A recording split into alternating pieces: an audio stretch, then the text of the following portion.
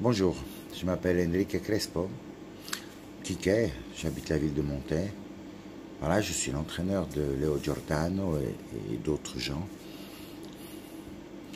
Ce que je voulais dire, c'est important, vous savez tous que ce week-end, il y aura le gala international qui aura lieu le samedi 24, ouverture des portes 7h30. Hein. Vous savez aussi que vous pouvez venir la journée, c'est ouvert, les bars ils sont ouverts. Ceux qui ont envie de voir un peu à quoi ça ressemble le montage d'une soirée comme ça, ben, ils peuvent venir voir. Il n'y a aucun souci pendant la journée. Pendant le montage, qui lui, il va commencer à 9h du matin, évidemment. Hein. Bien sûr, dans la salle des reposus à Montaix. Ce que je voulais dire, c'est que... Enfin, que je voulais dire... Il y a rien à dire. Il y a un gars, il va combattre ce week-end pour un titre européen de boxe à la JBF. Et c'est un titre européen. Voilà, donc c'est beaucoup de préparation. Il y a toute une préparation gigantesque à l'arrière du boxeur, parce qu'effectivement, la soirée, c'est un truc, c'est un gala, ça doit se dérouler, c'est minuté, ça marche plan sur plan, et voilà. Et finalement, ce que je voulais dire, c'est que malgré que les gens croient que on rentre au reposieux, on pose un ring, voilà, on fait de la pub et puis c'est comme ça que ça marche. Non, ça marche pas comme ça. Il y a un travail qui est gigantesque qui est fait derrière. Derrière, il y a des visas pour un Argentin, il y a des visas pour un Colombien, il y a toute une équipe espagnole qui monte, une équipe française qui monte, il y a un professionnel, Jean-Luc Tanière, qui fera le titre intercontinental contre La Roca, le champion argentin, et le champion intercontinental de MMA aussi. Donc voilà, il y a tout un monstre de travail qui se fait derrière. Le seul fait est d'avoir un seul professionnel, c'est 15 à 20 coups de téléphone. C'est un truc monumental, sans compter les hôtels qu'on doit réserver, les billets d'avion, les primes sont très grosses. Donc il y a tout un business. Maintenant, tout un business qu'on fait derrière, c'est tout un immense travail. Maintenant, on peut parler évidemment du travail du sportif, puisqu'on vient regarder le sportif. Donc, probablement, ce sera, pour certains, ce sera Jean-Luc Tanière pour les Français. Les Argentins, ce sera La Roca. Et pour Léo, qui est d'origine italienne, mais valaisan d'origine, enfin d'adoption barraison, puisqu'il est né ici, ce sera tous les Montaisans. Et il y aura sûrement des Italiens, évidemment, qui seront là pour Gioco, puisque Gioco est un Italien qui est dans le rating international de JBF, et qui est un bon, puisque comme je vous le rappelle, il devait affronter David Vinal, qui s'est blessé lors d'un combat très dur contre Jair Diego en Espagne, donc une blessure très grave à la tête, donc, hein. Et le combat a dû être annulé, donc le combat aura lieu avec Gioco, d'accord, Guillermo contre Léo Giordano. D'accord. Bon, Léo Giordano est prêt, il est entraîné. Gioco, la même chose. Les deux autres professionnels, la même chose. Malgré qu'on ait préparé, malgré qu'on ait fait de notre mieux, et puis, bon, par l'occasion, il faut que je remercie évidemment Medzit, Steve de la Taverne, que je remercie de Garage Mercedes pour tout ce qu'il a fait aussi, hein, Arag Mercedes ici à Colombey, que je remercie effectivement Laura qui va nous donner un bon coup de main, Serge, Serge que tout le monde connaît, hein, voilà, que je vais remercier encore les arbitres qui vont venir, beaucoup d'arbitres qui viennent de l'étranger, hein. Donc voilà, maintenant ce que je voulais... Ce qui est important de dire, c'est que malgré qu'on ait fait un monstre travail derrière, on n'est de toute manière pas à l'abri que ce soit bien, mal, qu'on fasse une erreur. Donc on s'excuse d'avance si on aurait fait quelque chose qui ne pourrait pas correspondre, que c'est dur de tout maîtriser en fait, hein. D'accord. Et donc, pardonnez-nous d'avance. Voilà. Ensuite, je veux dire, malgré tout le travail qu'on a fait, hein, toute cette structure qu'on monte, les gens qui viennent de droite, gauche, de tous les côtés, c'est toujours rien en comparaison de ce que ces sportifs, en tout cas nos 4 professionnels, vont faire sur le ring, parce qu'eux vraiment ils risquent leur vie, certains, d'accord, ils risquent vraiment leur vie, ok, on le voit très bien avec David Vinal qui ne pourra plus jamais boxer de sa vie dû à une filure au cerveau, d'accord, bien, ça devient grave. Donc, ce sont des sports au niveau professionnel très durs. D'accord, rien à voir avec le niveau amateur où on est très protégé, où on fait attention au sparring, on doit tout faire attention. Hein. Le professionnel fait pareil, mais le problème c'est le combat pro lui-même. Il y a moins de coups, mais plus fort. Il y a moins il y a moins, un peu des fois un peu moins d'action que les amateurs, mais tout est bien réfléchi pour frapper très fort. Voilà, donc c'est tout à fait autre chose. Ok, maintenant un petit blabla pour les gens, ben effectivement, nous, on fait partie de la GBF, la Global Boxing Federation. C'est une fédération mondiale, d'accord, qui est en accord avec d'autres fédérations, l'AICO, avec la FIDAN, avec la ASCA, et tout le monde connaît l'ASCA en Amérique du Sud, qui est la boxe. Hein. Et on n'a pas eu besoin de passer par la fédération suisse effectivement de boxe, puisqu'on était directement affilié, on est directement passé par eux pour un titre européen. Peut-être que pour un titre pro suisse, on aurait averti la fédération suisse de boxe. Probablement, peut-être qu'on aurait travaillé si eux, ça leur enchantait de travailler avec nous, évidemment. Bien sûr, parce qu'on n'est pas là pour causer des méfaits, des mauvaises choses ou dire des mauvaises choses sur ces gens-là, ça ne nous intéresse pas en fait. Hein. Nous, ce qui nous intéresse, c'est la collaboration, c'est le sportif lui-même et pas forcément l'argent qui va avec. D'accord, c'est très important de le dire, pas l'argent qui va avec.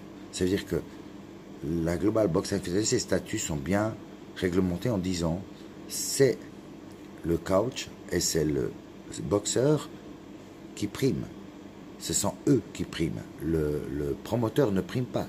Même si c'est lui qui a l'argent, ce n'est pas lui qui commande. C'est la fédération et la sécurité du boxeur et du coach, déjà d'être payé. Donc, comme vous le savez, il n'y a pas longtemps, une chaîne TV YouTube s'est ouverte, hein, effectivement, avec Marcel, avec monsieur Mario Pania. Et cette télévision, cette télé, elle est diffusée en direct par YouTube. Et on remercie YouTube, effectivement, d'avoir fait ça et de venir directement. C'est vraiment super, puisqu'on sait, à quel point YouTube touche les gens dans le monde entier. Hein. D'accord. Ce que je voulais encore dire, voilà. Alors, Léo Jordan a déjà probablement un combat prévu après celui-là. Donc, il faudrait déjà qu'il gagne, ce qui est pas mal. D'accord. S'il gagne, on croise les doigts. Hein. On est des Montaisans, on a envie que ça gagne, on a envie que ce soit nous les meilleurs. D'accord. Ok. Bien. Mais on est à l'abri de rien, évidemment. Un combat reste un combat. Celui qui n'est pas monté sur un ring, il ne peut pas le savoir. Maintenant, en disant que si Leonardo gagne, on a probablement un combat déjà à Madrid, un autre peut-être en Argentine qui a été prévu, c'est encore en parler, blabla, d'accord. Tout dépend de la prime, évidemment, hein, parce que vous savez bien qu'en boxe, on rajoute 2 petits zéros hein, derrière. Hein. C'est pas la kickboxing ou la MMA, on rajoute 2 petits zéros derrière. Donc c'est beaucoup d'argent. Bien. Mais c'est pas derrière ça qu'on court. Nous, ce qu'on court derrière, c'est le sport lui-même, le plaisir de le faire. Disons que si tout ça se signe pour Léo et se réalise, ce sera un grand travail qu'on a fait, grand travail que je dois encore accomplir pour beaucoup de choses. Et j'aime bien mettre au courant, évidemment, mon boxeur, pour dire la vérité des choses, tout, en fait, le bon, le mauvais. Je lui mets au courant, mais je ne veux pas qu'il intervienne, parce que ce n'est pas son travail. Son travail à moi, c'est justement de le protéger de tous ces blabla, ces choses journalistes, et etc., etc. Maintenant, on sait très bien que la GBF possède son propre cabinet juridique, ses avocats. Donc, nous, il suffit qu'on appuie un bouton. Voilà, bonjour monsieur, j'ai un problème ici en Suisse avec X monsieur, truc, ben voilà, ça se met en marche. Hein. C'est un peu comme ça que ça fonctionne. Sans côté qu'on a déjà un juriste qui travaille ici en Suisse pour nous. Ensuite, pour les combats amateurs, évidemment, le combat amateur, c'est pas la chose sur laquelle j'ai vraiment été regardé le plus. Hein. Ce sont des combats amateurs classe C, classe B. Il y aura un combat néo-professionnel, d'accord. Ce sont des amis à moi du sport, évidemment, hein, des coachs, des anciens champions, des mecs super, hein, je pense monsieur Ambrosiano et puis monsieur Balmont qui vont être là. Et puis sans compter évidemment Alessandro Cecchini qui est non seulement une renommée maintenant en Europe, mais il commence à avoir une renommée mondiale en tant que coach et organisateur d'événements. Je peux vous assurer, à 1200, 1500 boxeurs. Puis on parle de boxe, hein, même pas le kickboxing. Hein. Donc si on rajoute le kickboxing, on en est à 3000. Donc un peu, oulala, ça va très loin. Et la GBF fait effectivement partie de toutes ces choses où elle-même, elle organise le dernier qu'on a été en boxe et en kickboxing, c'était ensemble, hein, c'était 1600 participants, ce qui est énorme. Ça représentait 3 rings, une cage MMA, 7-8 tatamis pour les sports de tatami, donc le grappling et toutes ces choses. Voilà, donc voilà qui on est. Et encore une fois, c'est la transparence qui prime, mais jamais, mais leur mot, jamais quelque chose qui ne soit pas transparent, flou ou à peu près. C'est à la carte, c'est on est là, on va le faire, on gagne, on perd, c'est pas grave. Un combat, ça se gagne ou ça se perd. Dans tous les cas, on sort vainqueur parce que le fait juste de monter sur un ring, c'est très très dur. En professionnel, même en amateur. Hein. En amateur, ils ont les chocottes comme ça, parce que certains, c'est la 4e, 5e fois, 6e fois qu'ils montent, ils ont toujours très peur. D'accord. Ce sera, je pense, des bons combats. Il y aura beaucoup de combats de full contact, il y aura quelques combats de kickboxing, combats de boxe, d'accord, combats et les professionnels, voilà. Et je voulais dire, ok, c'est vrai que La Roca, c'est un peu une star, c'est une star en fait en Argentine, hein. Il sort dans les émissions de télé, il est un peu partout, c'est super, ce gars, c'est une renommée mondiale aussi. Je voulais parler aussi de Julien Tagnère, parce que Julien Tagnère, moi je connais Julien Tagnère à travers d'autres boxeurs, hein, d'autres grands boxeurs comme Thomas Giroud qui me l'avait vanté, etc., etc. Où je rappelle que Thomas Giroud, c'est un putain de boxeur. C'est un mec à la classe, d'accord. Il a boxé au Golden Drago, il a gagné le Golden Drago. Ici à Montaix, au Reposieux, donc. Et franchement, tel combat de la soirée, avec un autre combat d'un Portugais qui était magnifique. Bien. L'idée, c'est de croire que tout va se passer bien, il n'y aura pas d'accro, d'accord. Et j'espère qu'il n'y en aura pas, ou ils ne se verront pas. Souvent, ils ne se voient pas, mais c'est après qu'on en discute, on a fait ça de mal, ça de bien, d'accord. Ce qui est bien de dire aussi, c'est que tous les gens qui travaillent ne sont pas forcément tous des professionnels du domaine. Donc, ils se trompent aussi, ils ont des initiatives, peut-être c'est faux, peut-être c'est juste. Parfois, ce qui fait qu'on est humain, c'est qu'il y en aura des erreurs, probablement, sûrement, qu'elles se voient ou qu'elles ne se voient pas, mais elles seront là. Pour les combats, il n'y a aucune erreur. Les gars sont là, ils vont combattre. Simple.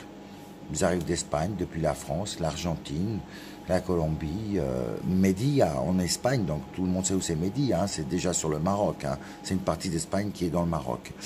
Voilà, pour le combat néo-pro. Ensuite, qu'est-ce qu'on pourrait interpréter et dire? C'est que la plus grande force de ce gars-là, évidemment, c'est Leo Giordano. Mais la plus grande force, c'est cette espèce de synergie qui s'est passée à Montaix. Parce que j'ai pu me rendre compte sur les réseaux sociaux, en fait.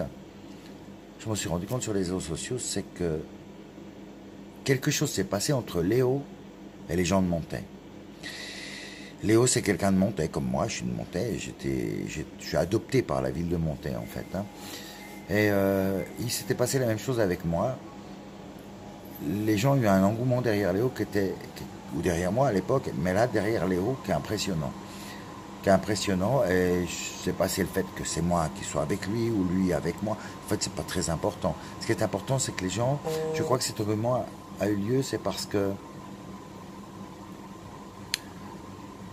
en fait, on a toujours été honnête avec tout ce qu'on a fait. Quand on nous a critiqué, jugé dans les journaux, on s'est défendu. On s'est toujours défendu. D'accord? Parce que ça, c'est quelque chose qu'on ne peut pas nous enlever, c'est de nous défendre. Et on se défend. Ensuite, quand qui que ce soit, on se défend. Peu importe. Même si ce serait contre notre propre fédération, on se défendra. Bien. Si on fait des choses de mal, on fait des choses de mal, Mais c'est jamais avec une intention de le faire mal. Bien, pour commencer. Et ensuite, ce qui est important, c'est que tous ces gens qui suivent derrière Léo, qui ont eu cet engouement et ces choses, les gens vont être bien servis avec ce combat. Parce que ce combat, on en a fait face à Djoko, qui est un gros frappeur, d'accord, qui n'a pas une boxe. Djoko n'a pas une boxe comme à l'école de boxe, on va dire comme ça, d'accord. Djoko a une boxe très, mais sa boxe est très aérienne et pour un frappeur, ce qui est très rare, hein, d'accord. Les frappeurs sont souvent très fermés, ils avancent, ils posent bien leurs pieds, leurs actions, comme Léo qui est un frappeur, mais Djoko est un frappeur dangereux parce qu'il a une expérience quasiment une fois et demie l'expérience professionnelle de Léo. Hein. Je crois que c'est 22 combats pro. Léo, il en a 11 ou 9 ou 11, je ne me rappelle plus. Voilà, 54 combats amateurs. Et puis Djoko, c'est 70 et quelques combats amateurs, 22 combats pro, 2 finales européennes en boxe. Hein. Et c'est beaucoup baladé. Donc, même si on pourrait croire qu'il est moins bon sur le coup, il est tout aussi dangereux par son expérience. Donc, c'est de ça qu'on va se fier totalement, d'accord, parce qu'en plus dans son coin on ne peut pas dire autre chose qu'il y a un grand, c'est Alessandro Cecchini, ok, qui est Danilo Box en Italie et tout le monde connaît, hein, donc qui est la boxe italienne, hein. Donc on rigole pas avec ça. Ensuite pour Tanière, ben, c'est un Tanière pour le combat de l'Intercontinental. Tanière, c'est un très grand boxeur, voilà, avec un mental de fer. Il s'en fiche qui l'affronte, quand il l'affronte et comment il l'affronte. On y va. D'accord. La même chose du côté argentin. La Rocca, c'est quelqu'un, il dit, ouais, voilà, il est très humble. Ce sont des gens sobres. Et ça, là, ce qu'on a pu voir dernièrement dans la MMA, ces choses qui se sont passées, ou dans la boxe, combat de boxe contre un boxeur MMA. On voit dernièrement un combat MMA où ça finit en couille. Tout ça parce que, en fait, c'est recherché, cette provoque. Et ça signifie pas, ça représente pas les arts martiaux. Je suis désolé, mais ça ne les représente pas. Et dans la boxe, quand on entend des insultes, les gens se prendre, truc, et s'ils croient imiter Cassius Clay, c'est pas vrai. Cassius Clay n'insultait jamais personne. Cassius Clay n'a jamais insulté personne. Cassius Clay a dit, je suis meilleur que toi, je vais te le montrer, tu vas prendre mes coups, tu vas prendre ma gauche, tu vas prendre mon uppercut, tu vas prendre tout ça, je vais te rouler dans la farine, mon gars, sur le ring. Mais il n'a jamais insulté personne. Ces gens-là, ils se prennent pour qui? Voilà. Nous, on n'est pas comme ça, et ça ne va pas se passer comme ça. Je vous rappelle que la pesée, elle aura lieu à la Vida Loca à B, d'accord? À la Vida Loca à B, c'est un putain de bar à l'américaine, d'accord? Il y a un magasin au-dessus de la Vida Loca, où tous c'est des articles à l'américaine, il y a des motos, il y a un peu de tout. Et la pesée aura lieu ce week-end, donc samedi à 13h. À 13h, il y aura la présentation des ceintures, la signature des contrats des boxeurs, ça c'est important, parce que c'est l'argent, hein, évidemment, l'argent, toujours l'argent. On est en Suisse en plus, on ne peut pas échapper. Ensuite, en fait, ça, vous pourrez faire des selfies avec Djoko, avec Leonardo, avec la Rocca qui est une star, hein, d'accord, avec et avec, comment il s'appelle, avec Julien Tanière, hein, qui est quelqu'un de très humble et très discret, et en même temps qui a beaucoup d'humour quelque part, d'accord. Alors, je vous souhaite à tous de passer une bonne soirée avec nous, de venir voir le combat, de venir à la pesée, de venir voir le gala, d'accord, parce que ça va fighter grave, mon gars, ça va fighter. Alors, on va s'éclater, on va s'amuser, ok. Et s'il y a des gens que je ne connais pas, que je vais rencontrer, que je vais pouvoir de nouveau m'amuser, m'éclater et rencontrer des gens nouveaux avec des nouvelles idées, bah je suis là et je suis prêt à les écouter, à les entendre. Il n'y a aucun souci. Et je remercie tous maintenant, vite fait, bien fait, tout le time en fait qui va travailler et qui va sûrement donner de son mieux ou son pire, on ne sait jamais, d'accord, pour cette soirée. Je les remercie d'avance à tous. Merci à Flamma Production, Totem Sport, ok, tout le time de la GBF Arbitre, que je rappelle est une société, l'arbitrage est une société à part de la GBF qui a été faite exprès, puisque les enveloppes arrivent sous scellées, je crois, samedi matin, donc c'est vraiment chronométré. Hein. Waouh! Ok, et les ceintures aussi, elles seront là à la pesée. Donc à tout le monde, merci, bravo, soyez là. Et n'oubliez pas que sur Mass, la chaîne YouTube, vous pouvez voir tout en direct. D'accord? Ciao, ciao, et à samedi.